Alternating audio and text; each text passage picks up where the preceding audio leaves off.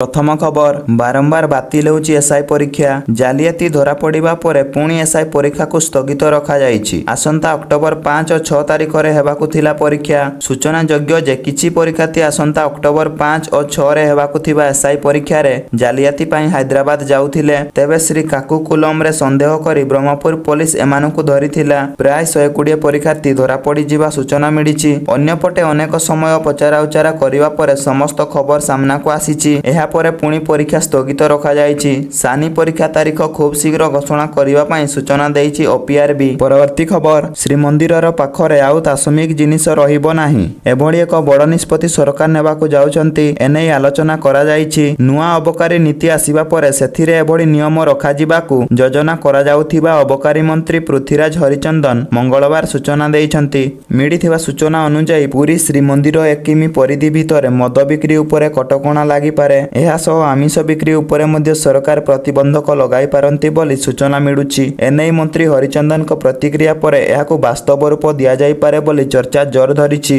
किछि मास तळे सरकारक पक्षरु एक टीम 3टी राज्य को जाई सेठारे अबकारी नीति किपरि लागू होईछि तार तथ्य संग्रह करिथिले। उक्त तथ्य परे राज्य रे नुआ अबकारी नीतिर रूपरेख प्रस्तुत होई सारिथिबा बेडे एहाकु मुख्यमंत्री मोहन चरण माझीक सह बैठक करी आलोचना करा जिवो। मुख्यमंत्री मोहर बाजिबा परे राज्य रे नुआ अबकारी नीति लागू हेबो बोली किछि दिन तळे मंत्री हरिचंदन सूचना देइथिले।